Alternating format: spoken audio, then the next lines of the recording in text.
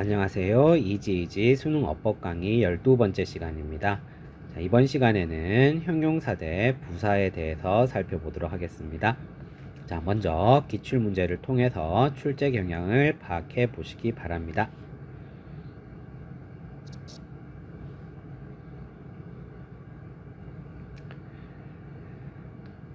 자, 출제자의 의도가 형용사 대 부사라는 것을 파악하기는 매우 쉽습니다. 형용사 또는 부사가 선택지로 나오면 100% 형용사 대 부사를 묻는 문제입니다. 자, 그러면 왜 형용사와 부사가 서로 비교 대상인지 그 이유에 대해서 설명을 드리겠습니다.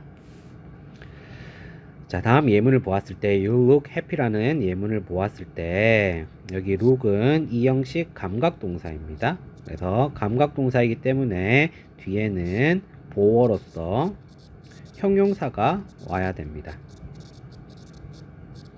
자, 영어에서는 그렇죠. 하지만 그런데 우리나라 말로 해석을 해 보았을 때는 너는 행복해 보인다, 이렇게 해석이 됩니다.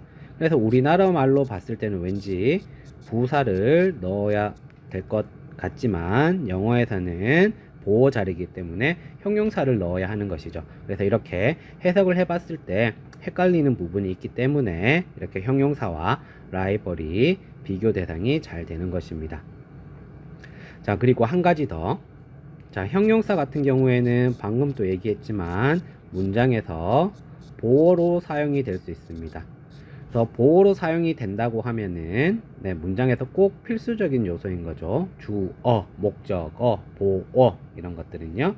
자, 하지만 부사 같은 경우에는 문장에서 쓸모가 없는 요소입니다. 그래서 이전 강의에서 관계대명사, 관계부사에서도 설명을 했지만, 그래서 형용사와 부사 같은 경우도 그것과 마찬가지로 문장에서 필수적인가 필수적이지 않은가 이런 차이를 가지고 있기 때문에 또 서로 비교가 잘 되는 편입니다. 자, 그럼 이제 풀이 전략에 대해서 말씀을 드리겠습니다. 자, 방금 얘기했듯이 형용사는 문장에서 필수적인 것이고 부사는 문장에서 필수적이지 않기 때문에 그 선택지를 제외하고 문장이 성립되는지 판단을 하면 되겠습니다. 그래서 그리고 as 선택지 as, 우리 원급 비교라고 하죠. as 선택지 as일 경우에는 as 선택지 as와 그 뒤에 따라오는 뒷문장까지 모두 삭제를 하고 문장이 성립되는지 그 여부를 판단하시면 되겠습니다. 자, 그래서 만약에 문장이 불완전하다라면은 문장에서 필수적인 요소 형용사가 들어가서 그 불완전한 것을 채워줘야 되겠죠. 그래서 첫 번째 예문을 보시게 되면 I am happy라고 되어 있는데 여기서 일단 happy를 삭제하고 봤을 때 I am to hear your voice. 자, 이 문장이 happy가 없으면은 성립하지 않습니다. 그렇기 때문에 여기 happy가 들어가서 불완전한 것을 채워주게 되는 것입니다.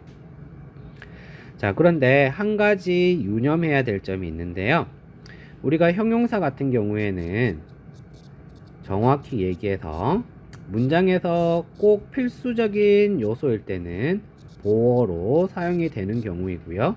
문장에서 필수적이지 않을 때는 이렇게 명사를 수식해 주는 경우입니다. 예를 들어서 kind boy, 그죠? 착한 소년, 이렇게.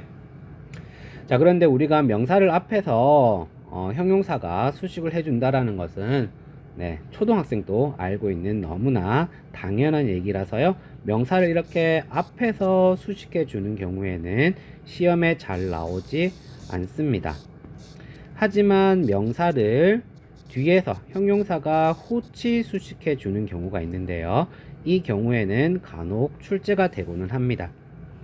그래서 두 번째 예문을 지금 보셨을 때요. She created a design. 자, 그녀는 어떤 디자인을 만들어냈는데요. Impossible to imitate. 자, 모방하기가 힘든 디자인을 만들어내었습니다. 자, 그래서 여러분 여기 만약에 impossible 또는 impossible에 가 선택지로 나왔다라고 하면은 선택지로 나왔을 때는 특히나 그 앞에 선택지 앞에 명사가 있을 경우에 뒤에서 한번 수식을 해 보시고요. 수식이 가능하다라면은 명사를 수식해주는 형용사를 쓰면 되겠습니다. 자, 그리고 이제 선택지를 제외하고 문장이 완전하다라면은 당연히 쓸모없는 부사가 들어가야 되겠습니다. 그래서 여기 dramatically가 있는데요. 자, 삭제하고 한번 해석을 해보겠습니다. 자, 한국은 변화를 했습니다. 지난 몇십 년 동안에 한국은 변화를 했습니다. 자, 문장이 성립됩니다. 그렇기 때문에 여기에서는 부사가 쓸모없는 부사가 들어가는 것이 적절합니다.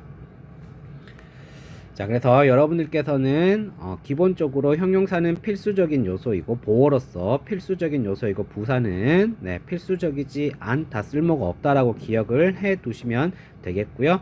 특히나 보어가 반드시 필요한 이형식 동사와 오형식 동사를 알아두면 풀이에 편리합니다. 그래서 그 이형식과 오형식 동사는 제 블로그 easytstory.com에 텍스트형 어법 강의에 정리를 해 두었습니다. 그 부분을 참고하면 되시겠습니다. 자, 그럼 이제 마지막으로 기출문제 분석을 해 보겠습니다. 자, 첫 번째로 형용사 또는 부사가 선택지로 출제되었는가? 여기 necessary 형용사가 출제되어 있습니다. 자, 그럼 이제 선택지를 제외하고 문장이 성립하는가를 보게 되었을 때 자, necessary를 지워보고요.